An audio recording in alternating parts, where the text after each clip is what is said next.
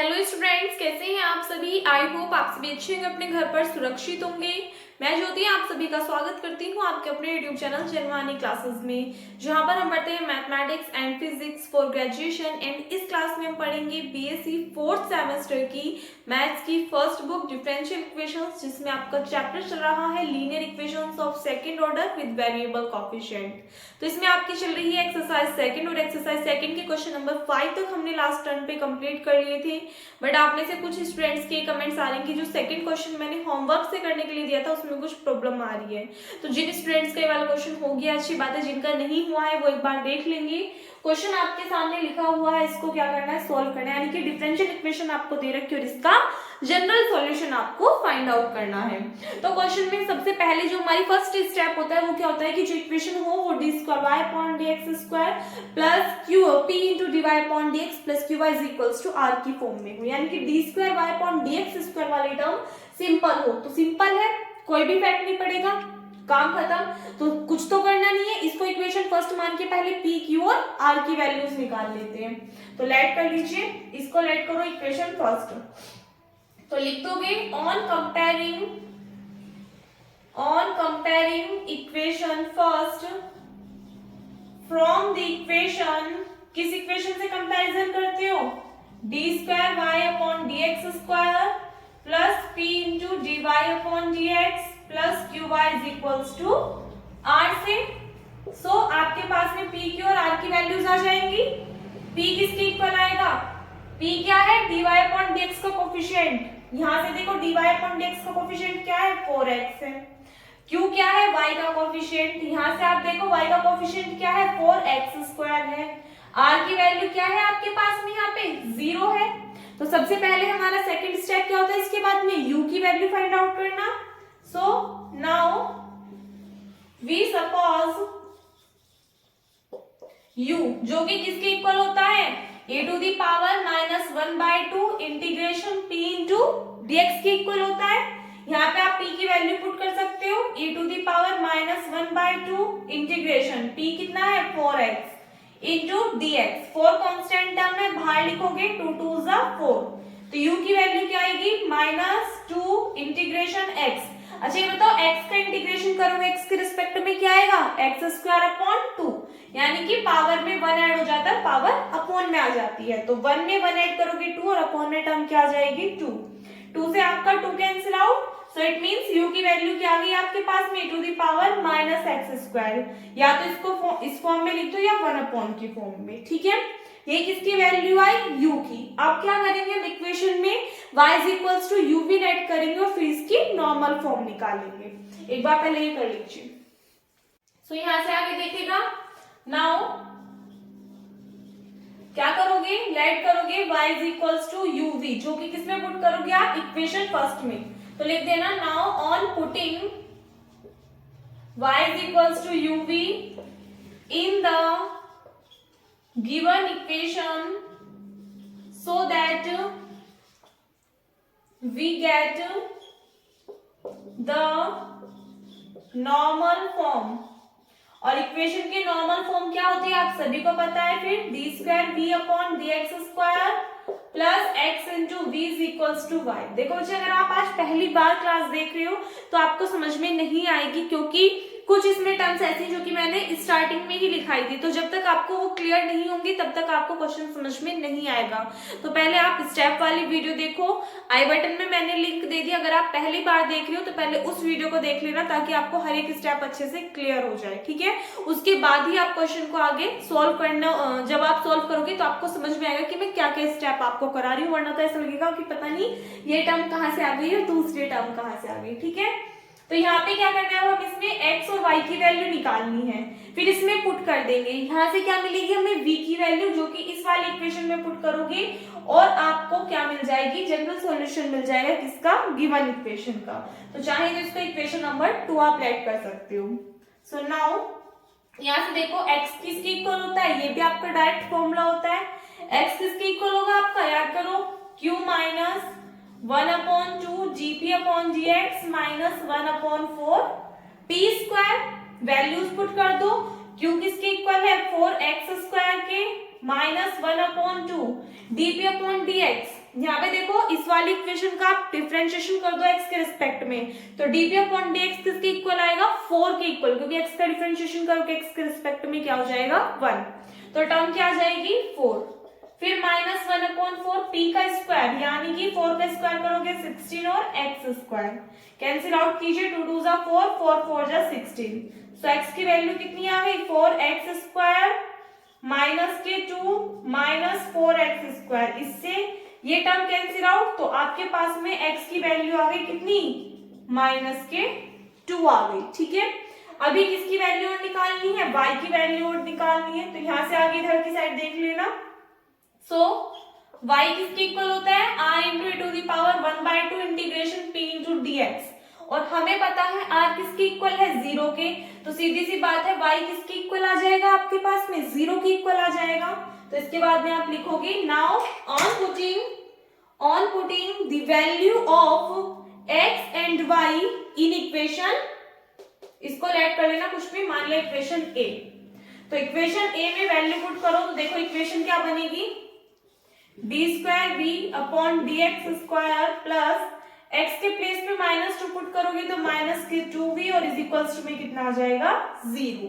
अब ये जो इक्वेशन बनी है कैसी बन रही है आपकी, क्या बन रही है, यहाँ पे देखो v के मल्टीप्लाई में -2 यानी कि लीनियर डिफरेंशियल इक्वेशन बनी विद कांस्टेंट कोफिशिएंट। ये क्या चल रहा है आपका चैप्टर वेरिएबल कोफिशिएंट का, वो भी सेकंड ऑर्डर का, वो क्या बनेगी लीनियर डिफरेंशियल इक्वेशन बनी है किसमें, विद वेरिएबल कोफिशिएंट के साथ में। एक बार पहले इसका नोट कर लीजिए।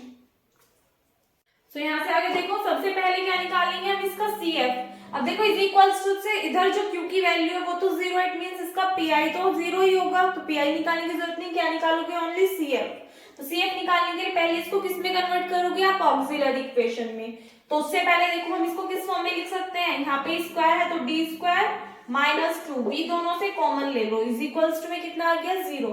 इसकी ऑक्सिलरी इक्वेशन निकाल लेंगे, द ऑक्सिलरी इक्वेशन क्या होती है, ये जो टर्म आई इसमें d के प्लेस पे m पुट कर दो और m के रूट्स निकाल लो, यानी कि m की वैल्यूज, ये -2 है, दूसरी साइड में जाके क्या हो जाएगा ये +2, ऊपर देख लेना m² बराबर 2, तो m की वैल्यू आएंगी √2 और वो भी कैसी प्लस माइनस की, यानी कि m के दो फैक्टर निकल करके आएंगे, एक तो +√2 और एक -√2। सो नाउ इसकी हेल्प से क्या निकालते हैं हम CF, और CF किसके इक्वल होता है, याद करो C1 e to the power m1x, तो m1 यानी कि फर्स्ट रूट क्या है √2 इंटू में x plus C2 e to the power m2x, और m2 क्या है सेकंड क्या है आपके पास में रूट माइनस के √2 और इंटू में कितना आ गया x, तो ये किसकी वैल्यू आई CF की, और PI 0 है, सो V किसके इक्वल होगा CF प्लस PI, तो CF तो क्या है ये वाली टर्म, PI 0 है, ऐड करोगे तो फिर से ये टर्म आ जाएगी। अब आपके पास में U की वैल्यू भी है, V की वैल्यू भी है, इन वैल्यू को किसमें पुट कर दो आप, इक्वेशन सेकंड में पुट कर दो। देखो on putting the value of U and V in equation second, तो यहां से आगे लिखोगे इक्वेशन सेकंड है क्या, V is equals to UV, तो sorry Y is equals to UV, तो U की वैल्यू कितनी है e to the power -x² और v की वैल्यू हमने निकाली कितनी आई C1 e to the power √2x plus C2 e to the power -√2x। This is our answer.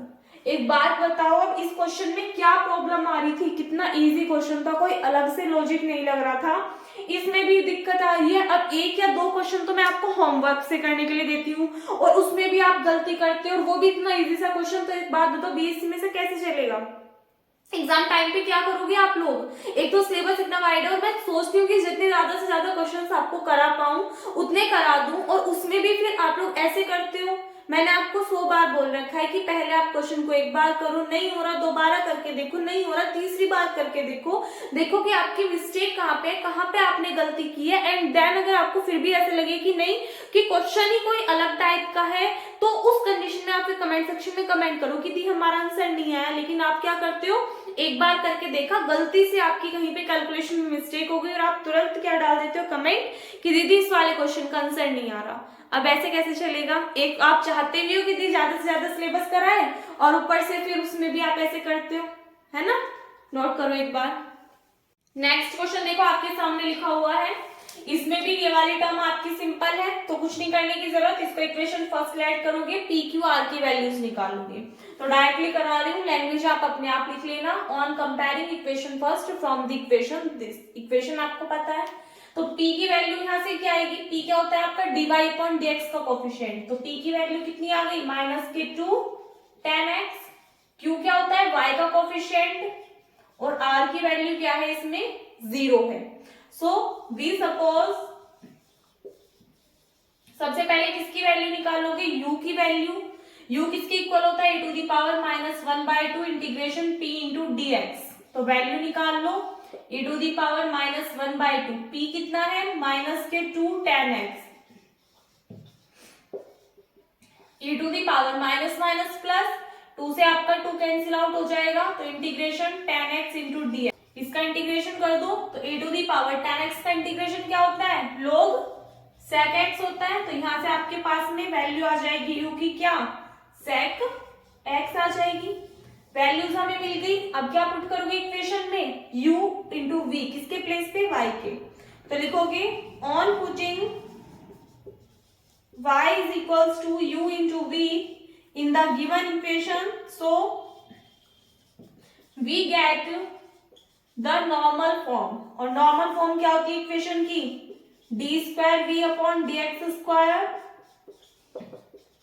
Plus x into V is equals to Y. यहाँ पे इसको क्या ऐड करोगे आप, इक्वेशन नंबर सेकंड। अब इसके लिए x और y की वैल्यूज निकालनी है, तो यहां से आगे देखो x की निकालोगे पहले, सबसे पहले फॉर्मूला क्या होता है q, q की वैल्यू क्या है 5 -1/2 dp अपॉन dx, यानी कि इस वाले टर्म का डिफरेंशिएशन कर दोगे, तो -2 तो कांस्टेंट है, tan x का डिफरेंशिएशन करो क्या होता है sec² x, तो tan x के प्लेस पे क्या आ जाएगा sec² x -1/4 p², तो इसका स्क्वायर करो, माइनस का स्क्वायर करोगे प्लस 2 का करोगे 4, और ये क्या हो जाएगी टर्म tan² x हो जाएगी, 5 -2 से आपका 2 कैंसिल आउट, माइनस माइनस क्या हो जाएगा प्लस के sec² x, 4 से 4 कैंसिल आउट, तो माइनस के tan² x, ये किसकी वैल्यू आ गई आपके पास में x की। अब आपको याद हो तो 1 प्लस tan² थीटा किसके इक्वल होता है आपका sec² थीटा के इक्वल होता है, x ले लें तो ये भी किसके इक्वल आ जाएगा x के इक्वल आ जाएगा, तो sec² x के प्लेस में हम लिख सकते हैं 1 plus tan² x, 1 plus tan² x। अब यहां से देखो इससे आपकी वाली टर्म कैंसिल आउट हो गई, तो x की वैल्यू कितनी आ गई आपके पास में 5 और 1 6 आ गई, एंड y की वैल्यू भी निकाल लोगे क्या होती है r की वैल्यू 0 है। अगर ध्यान रखना r की वैल्यू 0 है तो सीधी सी बात है y की वैल्यू भी क्या आएगी आपके पास में 0 ही आएगी, x की वैल्यू 6 आई, y की वैल्यू 0, किसमें पुट कर दो इक्वेशन, अच्छा एक काम करना इसको ऐड करना इक्वेशन सेकंड और इसको ऐड करना इक्वेशन थर्ड, ठीक है। तो यहाँ से आगे देखिए x और y की वैल्यू पुट कर दो किसमें इक्वेशन थर्ड में, तो लिख देना on putting the value of x and y in equation third, तो इक्वेशन क्या बन जाएगी आपकी d² upon dx square plus 6v और इज इक्वल्स टू में 0 आ जाएगा। अब ये जो इक्वेशन है इसको सॉल्व करने के लिए कौन सी इक्वेशन बन रही है, ये linear differential equation with constant coefficient. तो सबसे पहले इसको सॉल्व करो हल्का सा, तो इसको हम किस फॉर्म में लिख सकते हैं d² plus 6 into V is equals to 0, इसका CF निकालोगे क्योंकि PI तो 0 आएगा, सो द ऑक्सिलरी इक्वेशन क्या होती है, इस वाले टर्म में क्या रखोगे d के प्लेस पे m पुट कर दो, तो ऑक्सिलरी इक्वेशन क्या आ जाएगी m² plus 6 is equals to 0, तो m² किसकी इक्वल आएगा प्लस इधर प्लस 6 है दूसरी साइड जाएगा तो ये -6 में चेंज हो जाएगा, तो m की वैल्यू क्या आएगी आपके पास में प्लस माइनस i√6 आ जाएगी। क्यों आई ये वाली वैल्यू, क्योंकि रूट के अंदर -1 आता है और √-1 किसके इक्वल होता है आपका i के इक्वल होता है, तो i और अंडर रूट में क्या आ गया √6 और वो भी कैसे प्लस माइनस के, तो m की दो वैल्यूज आई, एक प्लस में और एक माइनस में। यहां से आप CF निकाल सकते हो, CF किसके इक्वल होगा? अब देखो कॉम्प्लेक्स रूट आ रहा है, यानी कि अल्फा प्लस माइनस आई बीटा की फॉर्म में आ रहा है रूट, तो आपकी जो वैल्यू है वो भी किस फॉर्म में आएंगी? C1 cos beta x। तो बीटा क्या है यहाँ पे देखो, i का कोफिशिएंट e की पावर अल्फा x होती है और अल्फा की वैल्यू 0 है, तो इसका मतलब फर्स्ट टर्म तो आपकी 1 हो जाएगी। फिर C1 cos बीटा x, तो बीटा क्या है यहाँ पे, i का कोफिशिएंट देखो √6, तो वो भी कैसे प्लस के, तो √6x and plus C2 sign beta x, और बीटा क्या है आपके पास में √6 ही है, तो C2 साइन √6x आ जाएगी। ठीक है, ये क्या है आपके पास में CF की वैल्यू, और PI 0 है, तो आपके पास में क्या आ जाएगी, V की वैल्यू आ जाएगी कितनी, C1 cos √6x plus C2 sign √6x। एक बार पहले इतना नोट करिए। तो यहाँ से आगे देखो, आपके पास में u की भी वैल्यू है और v की भी वैल्यू है। क्यों? u की वैल्यू हम ऑलरेडी निकाल चुके थे, कितनी आई थी, sec x, और v की वैल्यू ये आ गई, तो लिखोगे क्या, on putting the value of u and v किसमें, इक्वेशन सेकंड में, इन इक्वेशन सेकंड, और इक्वेशन सेकंड क्या थी, y = uv। वैल्यू पुट कर दो, u की वैल्यू क्या आई थी, sec x, और v की वैल्यू क्या आई है यहाँ से, C1 cos √6x plus C2 sin √6x। That is our required answer of this question. ठीक है, नोट करिए। इसके बाद में नेक्स्ट क्वेश्चन देखना, क्वेश्चन नंबर 7 और 8, दोनों क्वेश्चन आपको अपने आप करने हैं। क्वेश्चन नंबर 7 का आंसर ये रहा, क्वेश्चन नंबर 8 का आंसर ये रहा आपके सामने। दोनों ही कंडीशंस में जो r होगा वो आपका 0 होगा, यानी कि PI आपका 0 होगा, ओनली CF आप निकालोगे इक्वेशन सॉल्व करके। दो टाइप के क्वेश्चन इस एक्सरसाइज में मैं आपको कराकर चल रही हूँ, दोनों ही मेथड्स में से कोई सी भी मेथड से कोई सी भी इक्वेशन सॉल्व हो सकती है। वो आपको देखना होगा कि आपकी होमोजेनियस लीनियर डिफरेंशियल इक्वेशन बन रही है या फिर linear differential equation with constant coefficient बन रही है। ठीक है, अगर आप में से किसी एक स्टूडेंट का कमेंट आया कि दी क्वेश्चन दोबारा से कराओ, और बाकी सबकी ये आए कि दीदी होमवर्क क्वेश्चन इज डन, तो मैं क्वेश्चन को रिपीट नहीं कराऊंगी नेक्स्ट लेक्चर में। अगर 3 से 4 स्टूडेंट्स के आपके कमेंट आ रहे हैं और मुझे लगेगा कि आपको जरूर इस क्वेश्चन में कोई से में भी प्रॉब्लम आ रही है, तो ही मैं इसको नेक्स्ट लेक्चर में कराऊंगी। तो इसीलिए कैलकुलेशन में मिस्टेक करके कमेंट नहीं करना है। अगर आपको लगे एक्चुअल में कि हाँ इसमें दिक्कत है, प्रॉब्लम है, समझ में नहीं आ रहा, तभी आप कमेंट करें। ठीक है, क्योंकि मैथ्स है, मैथ्स को जब तक आप खुद सॉल्व नहीं करोगे ना अपने माइंड से, तब तक सॉल्व नहीं होने वाला। यहाँ पे मैं क्वेश्चंस कराऊंगी, आपको लगेगा कि आपको समझ में आ गया, बट एक्चुअल में आपको कहाँ पर समझ में नहीं आई, आपको तब पता चलेगा जब आप खुद क्वेश्चंस को सॉल्व करोगे। तो इस वीडियो में बस इतना ही, 2 लेक्चर और है, फिर आपकी ये वाली एक्सरसाइज कंप्लीट हो जाएगी। सो आई होप आपको समझ में आ गए होंगे क्वेश्चंस। वीडियो अच्छी लगी हो तो वीडियो को लाइक कर देना, अपने फ्रेंड्स के साथ में शेयर कर देना। अगर आप चैनल पर नए हुए या फिर अब तक आपने चैनल को सब्सक्राइब नहीं किया है तो प्लीज चैनल को सब्सक्राइब कर देना। मिलते हैं नेक्स्ट वीडियो में, तब तक के लिए घर पर रहिए, सुरक्षित रहिए, धन्यवाद।